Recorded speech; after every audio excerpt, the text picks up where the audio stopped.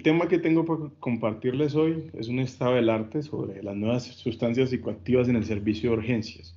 De entrada les digo que esto es un mundo gigante y que es un mundo donde desafortunadamente o afortunadamente los colombianos hemos producido bastante evidencia, bastante ciencia, llevamos la parada en muchas sustancias y que por fortuna es de esas condiciones donde podemos encontrar digamos que información local. Vamos a partir del hecho de que esta presentación de nuevas sustancias psicoactivas es la que tenemos en nuestros medios, es la que tenemos en Medellín, en la región del eje cafetero, en Bogotá. Entonces vemos que son, digamos que paquetes de manera llamativa, de manera habitual. Pero partamos de algo mucho más sencillo y mucho más simple y es tratar de definir qué es una nueva sustancia psicoactiva, una droga emergente o una droga de reciente aparición. Y vemos que las guías o los gobiernos o los entes reguladores pues tienden a patinar mucho en estas definiciones, los cuales nos genera dificultades en el marco normativo y en el marco de estudio. Y los australianos que también tienen un gran problema con las drogas emergentes dicen nuevas sustancias psicoactivas que aparecen en el mercado y que pudieran ser potencialmente peligrosas y que sobre todo tengan una actuación a nivel del sistema nervioso central. Entonces uno dice, pues esta es una definición muy general y ¿qué es nuevo? Nos deja esa gran pregunta. Entonces ya uno se remite a los documentos de la ONU donde ellos sí tratan de condensar esta información para un mejor estudio. ¿Y qué dicen ellos? Nuevo es todo aquello que no haya quedado ni en la Convención Única de Estupefacientes del 61, ni en la Convención sobre Sustancias Psicotrópicas del 71. Toda droga que no esté inscrita en esos dos listados se considera nueva. Partamos de esa definición que ya nos amplía un panorama, porque ya vemos que el término nuevo podría referirse a drogas que incluso lleven en el mercado más de 40 años, y no necesariamente a nuevos principios activos. Un ejemplo claro de ello, y para ir entrando en materia, pues vemos que hay sedantes hipnóticos y tenemos drogas tradicionales o ejemplos de drogas nuevas. Y miramos que en todos los grupos de drogas pues ocurre algo similar, teniendo en cuenta los disociativos, los alucinógenos clásicos. Entonces teníamos el LSD, ahora tenemos una transformación, los estimulantes como la cocaína y las metanfetaminas, que lentamente se nos van convirtiendo en sales de baños, los derivados del cannabis, que principalmente eran los que tenían las hojas, que era delta 9 tetrahidrocannabinol o los cannabinoides, y ahora vemos que está la fubinaca, la pinaca, entre otros derivados, y la gran pandemia por la que pasamos, que es la derivada de los opioides, que digamos que vamos a hacer cierto énfasis en ella por la gran relevancia mediática que ha tomado en estos días y hacer unas precisiones grandes. De entrada, para mostrar un panorama internacional, pues vemos que son pocos los países del mundo donde no se da la proliferación de sustancias psicoactivas. Estima la ONU que cada semana del año se produce una nueva sustancia psicoactiva en algún laboratorio. Y lo que llama la atención es que muchas veces estas sustancias psicoactivas corresponden a medicamentos que se abandona su proceso de desarrollo y que por alguna manera que no se conoce terminan llegando al mercado negro. O peor aún, son sustancias que ya han sido expuestas al público y que se tienen que ser retiradas, y cuando se retiran quedan en manos del mercado negro, y esto hace que se convierta de inmediato en una nueva sustancia psicoactiva por su factor de riesgo de generar dependencia. Vemos que Colombia tiene una incidencia media, digamos que se presentan alrededor de 26 a 50 más o menos sustancias psicoactivas en el periodo comprendido entre el año 2008 y 2015. Y definitivamente, pues, en aras de concentrar el estudio de qué son nuevas sustancias psicoactivas, hemos determinado, digamos que, 6 grupos grandes. Y esos 6 grupos grandes están las sustancias estimulantes, los cannabinoides sintéticos, los alucinógenos clásicos, los opioides sintéticos, los sedantes hipnóticos y los disociativos. Estos grupos, como podemos ver el comportamiento en la gráfica, cambian su producción de manera anual de acuerdo a las tendencias del mercado. Pero podemos ver que a lo largo del tiempo los cannabinoides sintéticos han logrado sostener su producción más o menos en un estimado igual. Por eso se considera que ellos, los sedantes y las catinonas, son los principales 3 representantes de estos grupos de nuevas sustancias psicoactivas. y mucho más llamativo, que hace que esto impacte en el servicio de urgencia de una manera muy importante, y es que la mayoría de los pacientes que tienen un consumo y logramos detectarla o estudiarla son pacientes que están comprometidos en accidentes de tránsito. El 62% de las personas que consumen algún tipo de estas sustancias la hemos logrado detectar en un accidente de tránsito.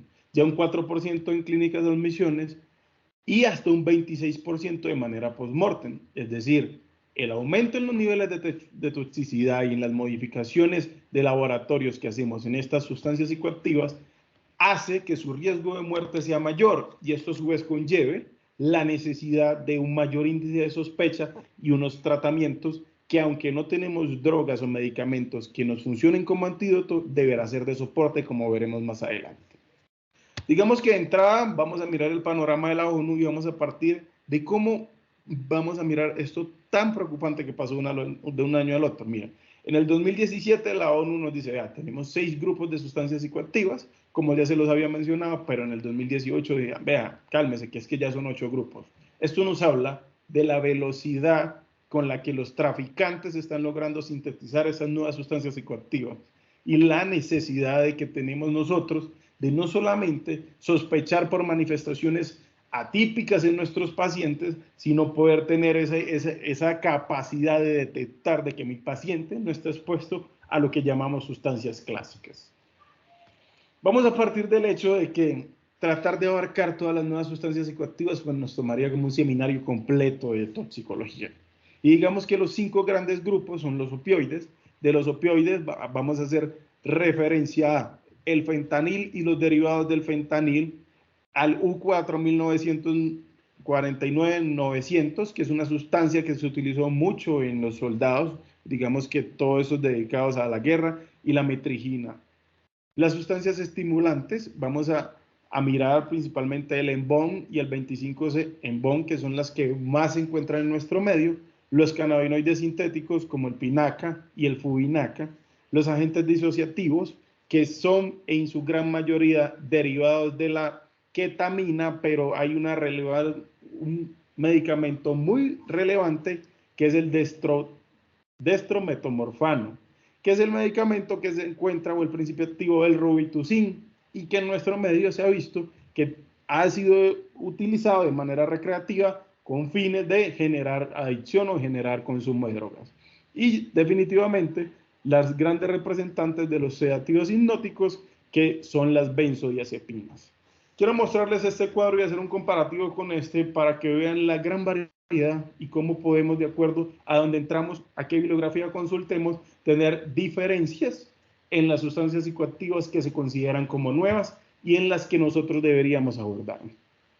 Colombia, como lo mencioné al principio, pues tiene un récord, un seguimiento, digamos que estrecho, a la aparición de estas nuevas sustancias psicoactivas.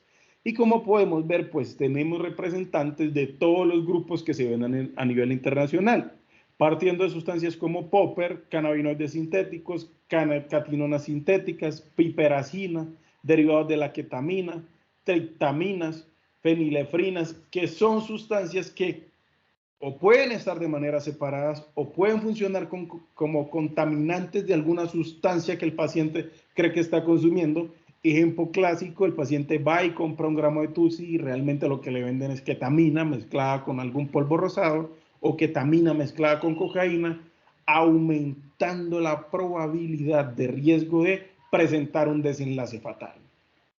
A manera de recuento histórico, en nuestro país las nuevas sustancias psicoactivas empezaron a esclarecerse o a encontrarse a partir de 2007. Si bien pareciera que tenemos un retraso en la época, porque uno mira las otras series como en Estados Unidos y dicen la primera aparición es desde 1968, recordemos que en nuestro país, por ser un país de ingresos medios, pues no tiene mucho acceso a la espectrometría de masa o a la cromatografía de masa que permite determinar la naturaleza de las sustancias que se consumen habitualmente en la calle.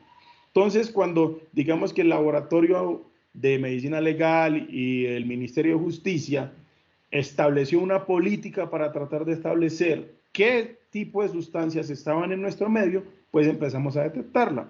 Y eso partió en el 2007. Y la primera sustancia que encontramos fue el popper.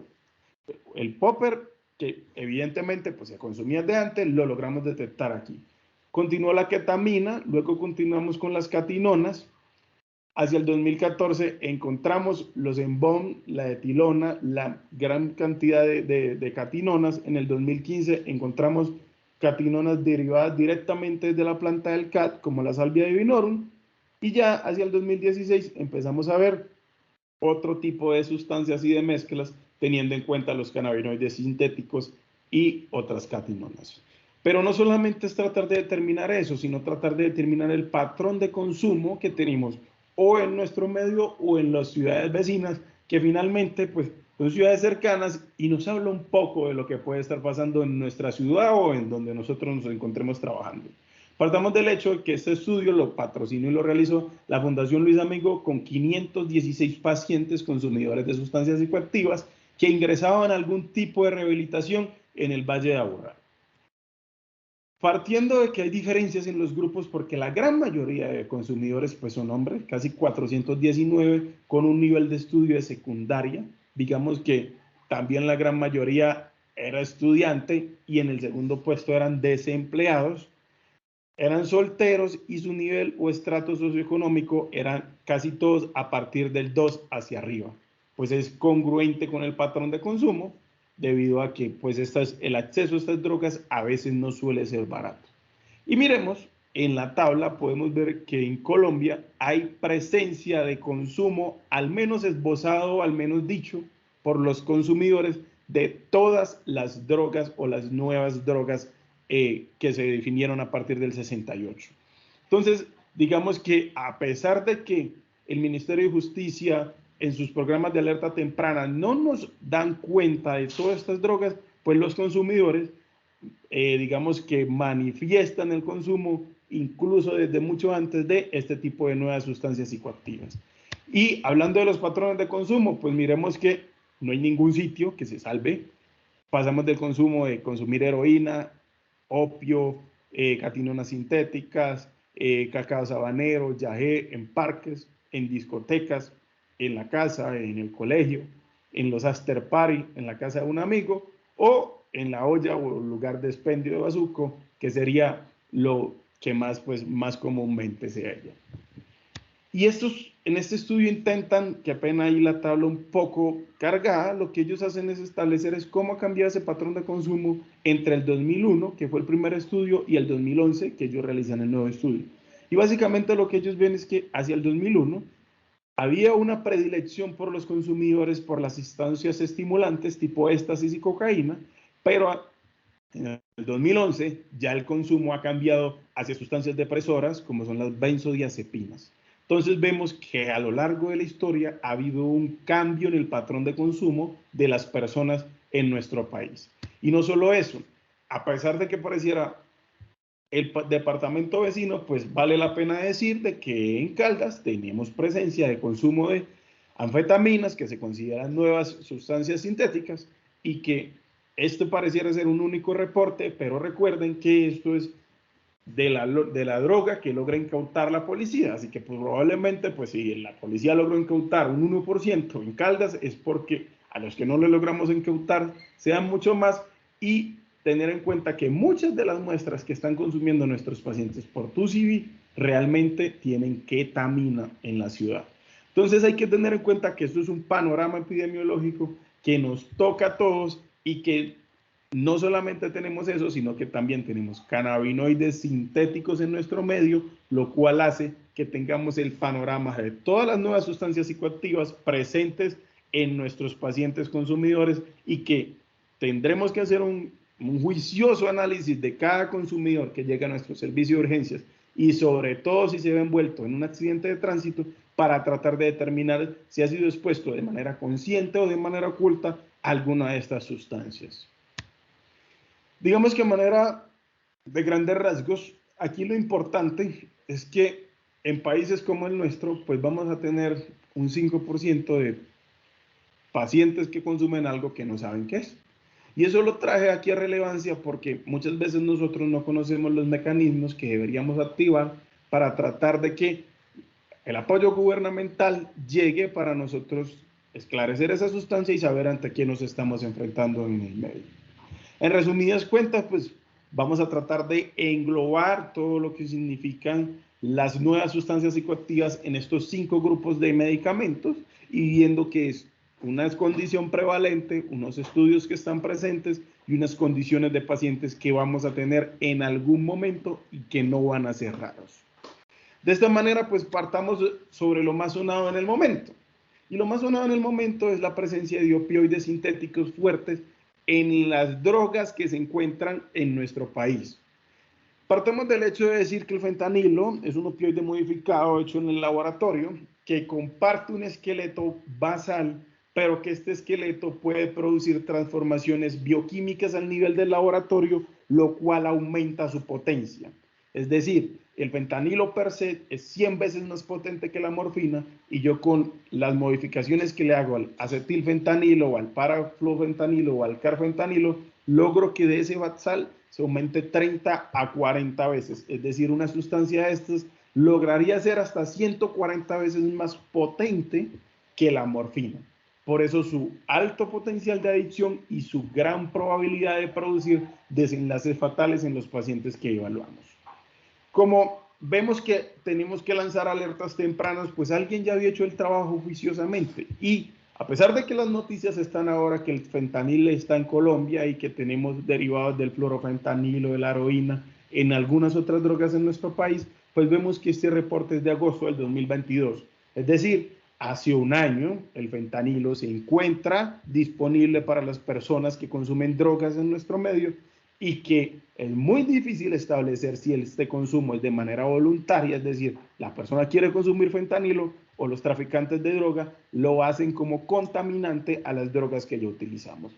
Entonces, no es una realidad lejana, es algo que está presente, pero vale la pena decir que la calidad y la cantidad de fentanilo utilizado en nuestro medio no significa hasta el momento algo de impacto en salud pública. Digamos que este informe trata de demostrar desde cuándo se han detectado el fentanilo y derivados de fentanilos en los países de América Latina y el Caribe hasta el 2020. Y vemos que el fluorofentanilo está en nuestro medio desde el 2017, pero el propio fentanilo está desde el 2016. O sea, probablemente el registro que estamos llevando no dé cuenta de lo que pasa en ese momento en la realidad, sino que nos muestre situaciones pasadas. ¿Cuál es el gran problema del fentanilo y será muy difícil de combatir con el enfoque que le damos ahora? En la gráfica que está a la derecha vemos los métodos seleccionados para la artesanía del fentanilo. La idea pues no es desglosar las reacciones bioquímicas, sino que vemos unos compuestos intermedios que están en rojo y otros compuestos que están en verde. Los compuestos que están en rojo son compuestos no regulados por ninguna autoridad ni prohibidos. Es decir, yo puedo llevar norfentanilo en mi bolso, puedo viajar con él y ninguna autoridad puede requerirme o quitármelo. Y de igual forma pueden ver que en cualquiera de los métodos hay puntos en rojo donde los traficantes podrían modificarlo y estas drogas llegar a cualquier lugar sin poder ser requerida por ninguna autoridad.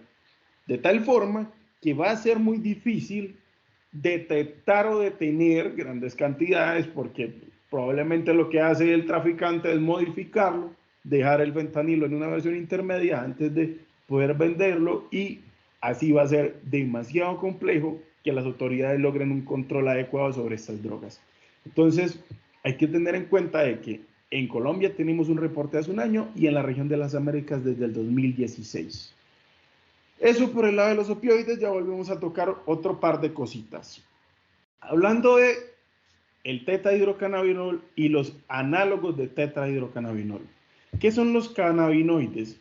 Los cannabinoides sintéticos son moléculas de laboratorio modificadas para hacer un agonismo total sobre los receptores cannabinoides al interior del cuerpo. Es decir, la marihuana que se consumen habitualmente las personas consumidoras tienen delta 9 y cannabidiol. Esos dos compuestos tienen un agonismo parcial que podría ser entre el 30 y el 40%.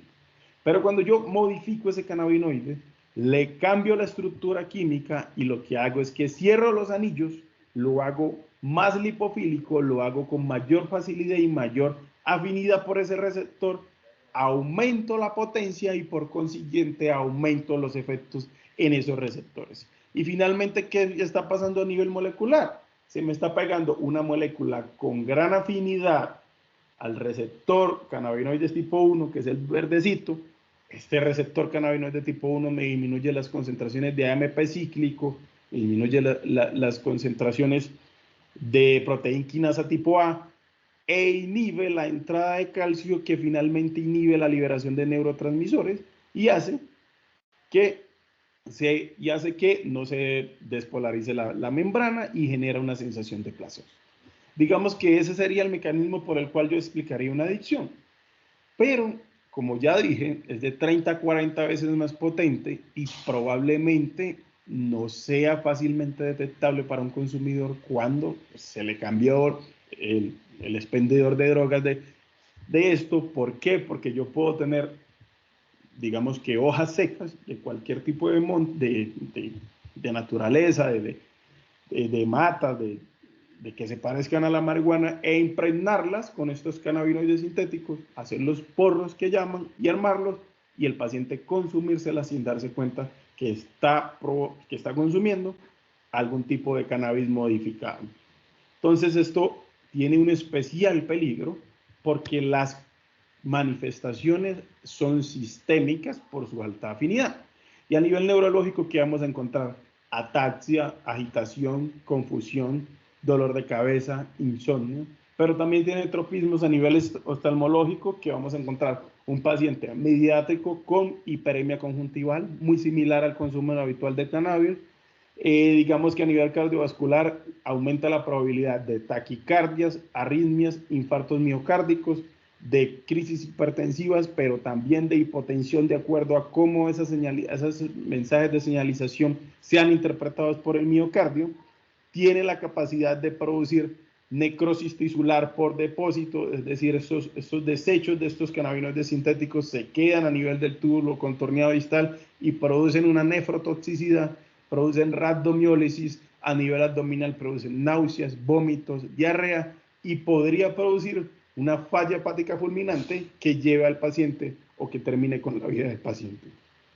Digamos que los efectos musculares pulmonares, son compartidos con el cannabis habitual, con el cannabis sativa, pero aquí sí hacen la claridad en que se va a potenciar la presencia de tos, se va a potenciar la hiperventilación, hay mayor probabilidad de presentar una apnea por desensibilización de los receptores y puede causar en la radiografía presencia de infiltrados pulmonares.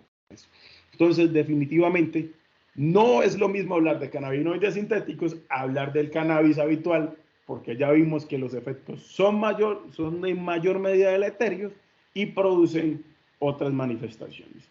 Recordemos que estas son de los que nosotros llamábamos drogas zombies, pero en aras de las personas que se dedican a tratar ese tipo de pacientes, de evitar que sean tomados como burlas y evitar que sean estigmatizados, han intentado desmontar el uso de ese término para tratar de que la sociedad no tome esto como un chiste, sino que vea la gravedad de las implicaciones que esto tiene.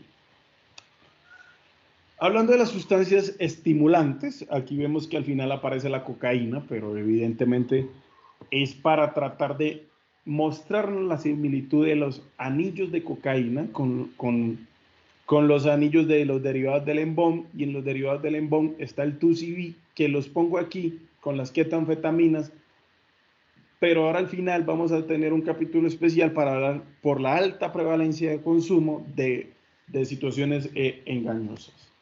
Como otras sustancias activadoras, vamos a ver las catinonas, probablemente más conocidas como sales de baño. Las catinonas son muchas catinonas, y el gran peligro es que per se no podemos determinar cómo va a ser su comportamiento en el cuerpo. ¿Por qué?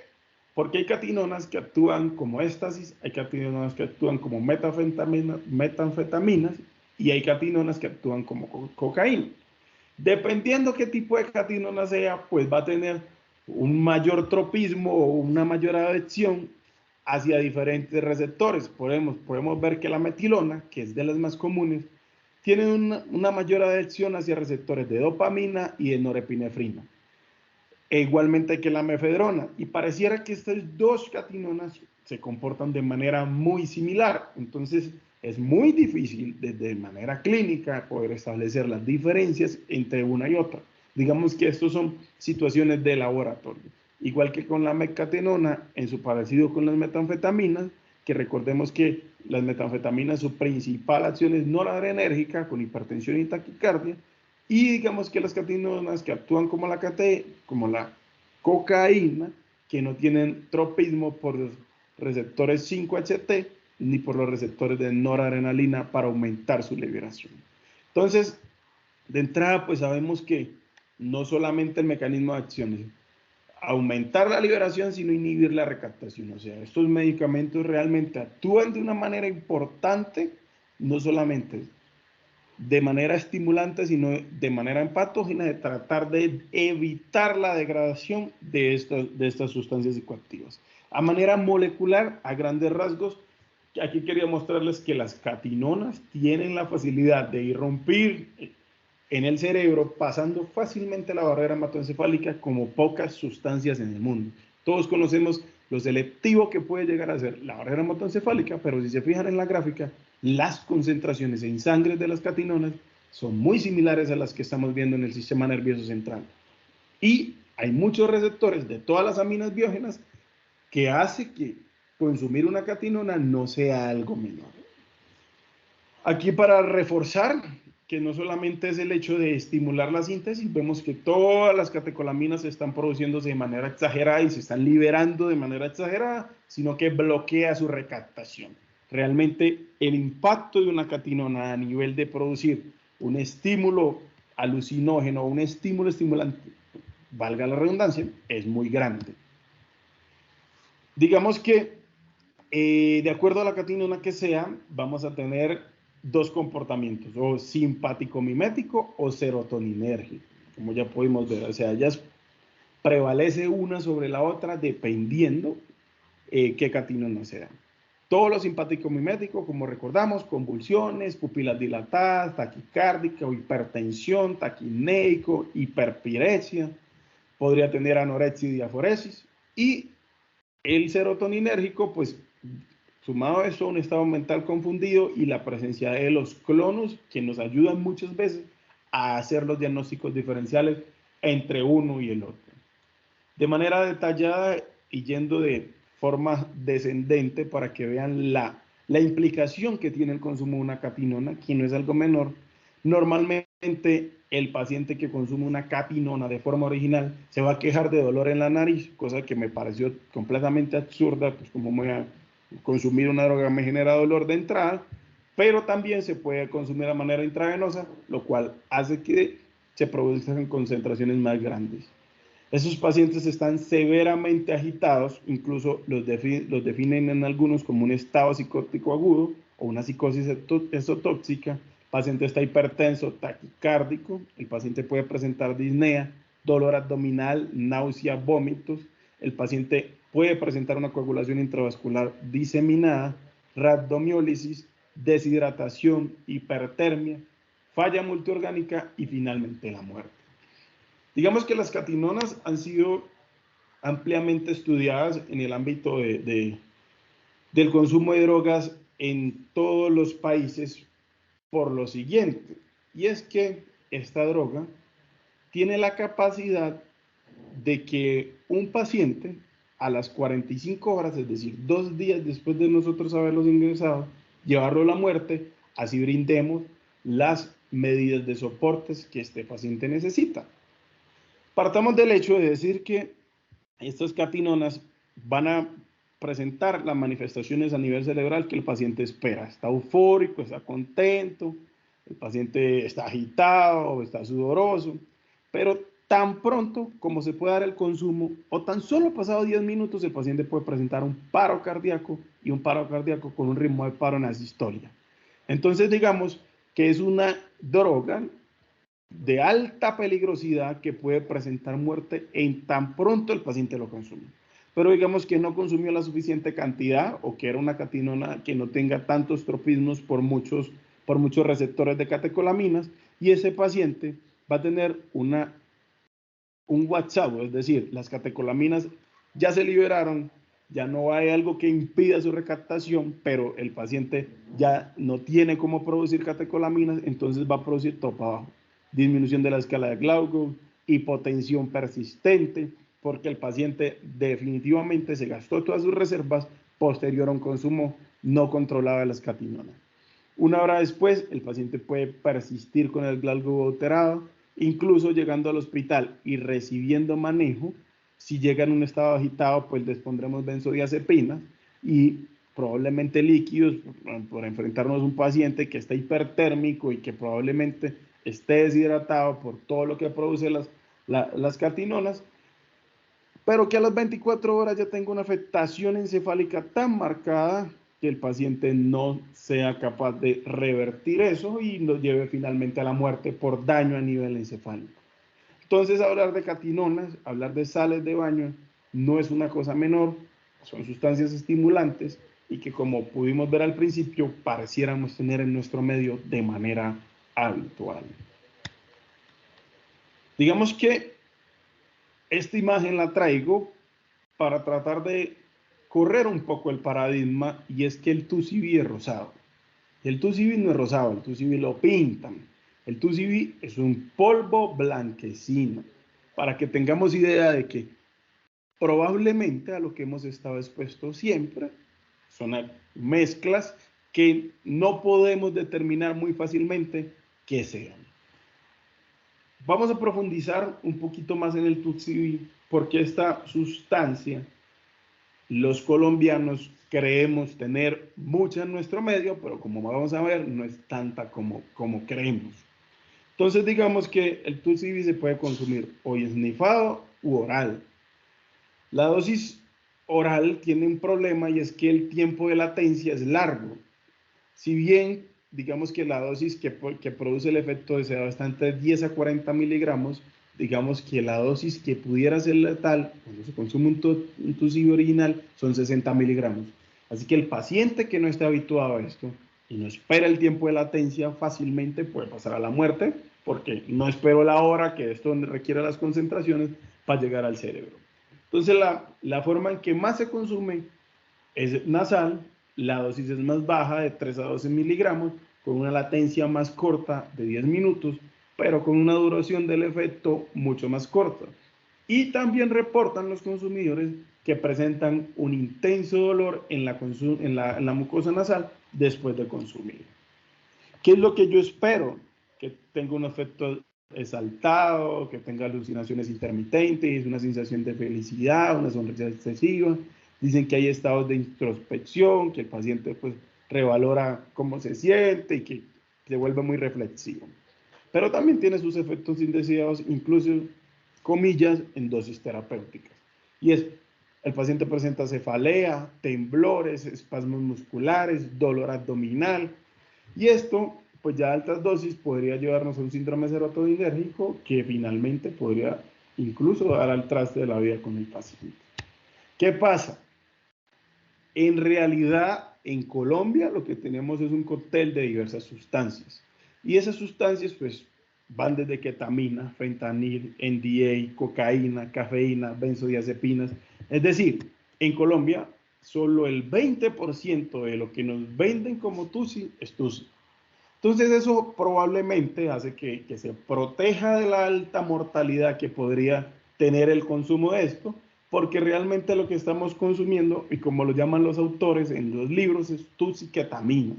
Entonces, ¿qué nos sirve de entrada para tratar de establecer ante qué nos exponemos? De que el paciente en el consumo de ketamina también va a estar, digamos que hacia arriba, pero ese paciente con ketamina tiene anestesia disociativa y tiene presencia de nistagmos. Entonces eso hace que nosotros podamos establecer un diagnóstico diferencial entre el consumo de TUSI y el consumo de TUSI-ketamina. Aquí se los traigo. El paciente con ketamina tiene nistagmos, ataxia, discinesia, disartria, tiene un aumento leve de la presión arterial.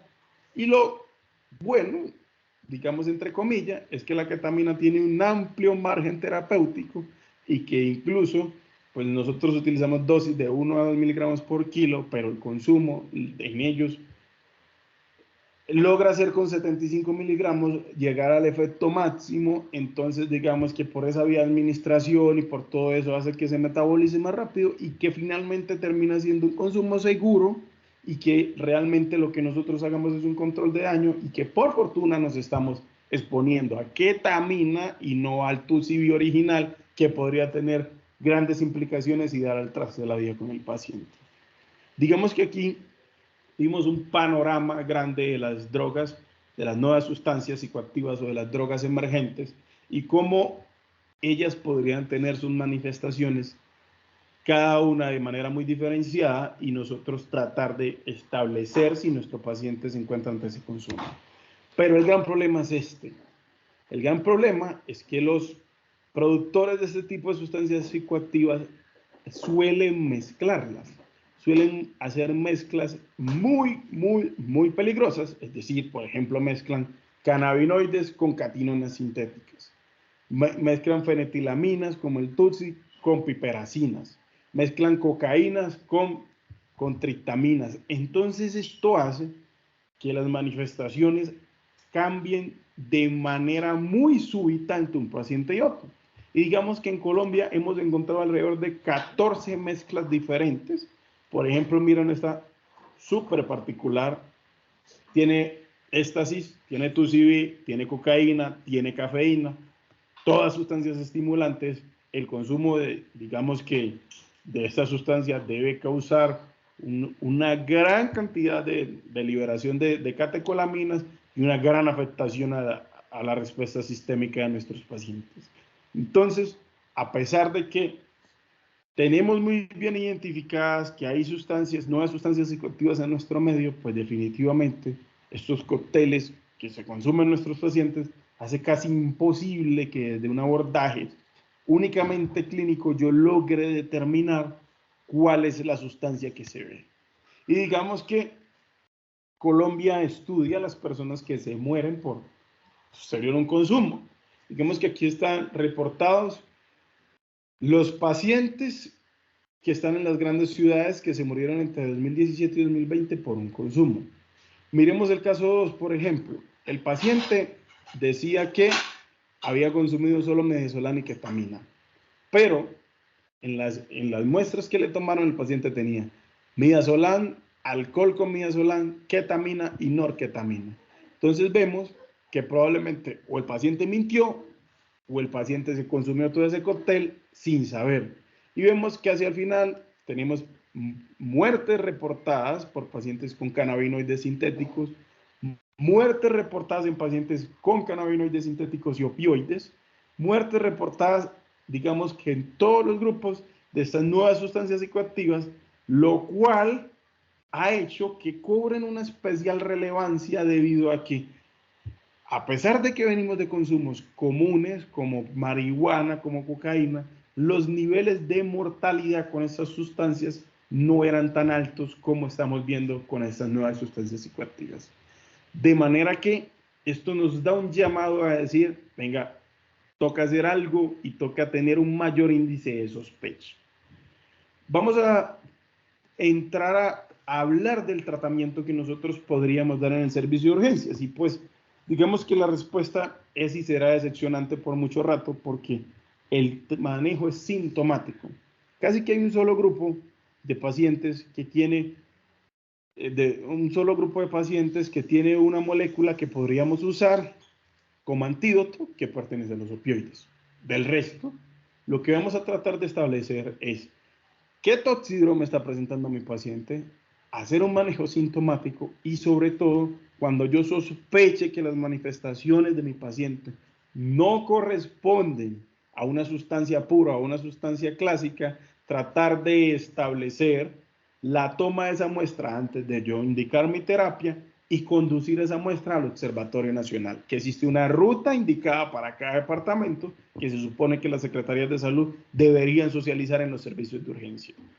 Entonces, de entrada, pues, si estamos ante un simpático mimético, que es el clásico en las sustancias estimulantes y en las catinonas, tratar de llevar a ese paciente a la tranquilidad utilizando benzodiazepinas, que podrían ser hasta dosis altas de 1 miligramo por kilo, y el manejo de la hipertensión lo podría hacer con nitroglicerina, teniendo en cuenta que el nitrofusato de sodio pues, podría generar metiocianatos que van a generar un envenenamiento en mi paciente y enmascararme o sobreagregarme alguna otra situación. Si el paciente está ante un síndrome serotoninérgico, recuerden que muchos autores hablan que las diferencias entre esos dos tosídromes son principalmente la presencia de clonus. Si el paciente tiene todo hacia arriba, por decirlo de alguna forma, y además tiene clonus, se considera de entrada en un tosídrome serotoninérgico y ya yo lo clasificaré en leve, moderado, severo. Pero si un paciente no tiene clonus, se considera de manera clínica que estamos ante un simpático mimético. La idea es también, pues, tratar de preguntarle, porque eso nos va a ayudar un poquito. En el simpático en el serotoninérgico, perdón, las primeras manifestaciones se manejan con líquidos endovenosos sumados a benzodiazepina. Habitualmente lo que utilizamos es dosis de lorazepam. Se titulan hacia la alta, pueden incluso utilizarse 4 tabletas cada 6 horas con el fin de disminuir esas manifestaciones serotoninérgicas. Ya si el paciente no responde o ya le dimos 24 horas de manejo y el paciente por el contrario sigue igual, continuamos con la ciproheptadina, que es un antagonista de los receptores 5-HT, y la ciproheptadina en dosis altas también, cada 4 a 6 horas. Y si el paciente llega en un estado de hipertonía o en un estado de hipertermia y que esta hipertermia de entrada supere los 40.5 grados, lo que va a hacer es sedar e intubar a mi paciente y enfriarlo. ¿Para qué lo sedo? Para tratar de relajar los músculos y que no se siga presentando un aumento en la producción de calor que termine desnaturalizando las proteínas. Como había mencionado, casi que el único que tiene, digamos que antídoto es el toxidrome opioides, pero hay un problema con este toxidrome opioides y ese tratamiento. Primero, tiene una indicación clara, paciente con depresión respiratoria, o sea, paciente aquel que tenga una frecuencia respiratoria menor de 8 y o una saturación menor de 90, vamos a ponerle la naloxona. ¿Cuánto? De 0.4 a 2 miligramos intravenoso, intramuscular o subcutáneo, cualquiera de las 3 vías, incluso hay reportes de naloxona nasal, y dicen que yo podría llegar hasta 10 miligramos cada 3 minutos. ¿Qué pasa con esto? La vía media de la naloxona es entre 1.5 y 2 horas. La vida media del tramadol es de 5 horas. La vida media del fentanil es de 4 horas. Y la vida media de los derivados del fentanil, como el carfentanil, va de 8 a 12 horas. Es decir, probablemente mi paciente no solamente requiera dosis en bolo, sino que voy a tener que dejar una infusión porque mi paciente va a oscilar. Le pongo los agonistas opioides, se mejora un momentico, pero como del otro medicamento hay mayor concentración y mayor vida media, vuelve y cae.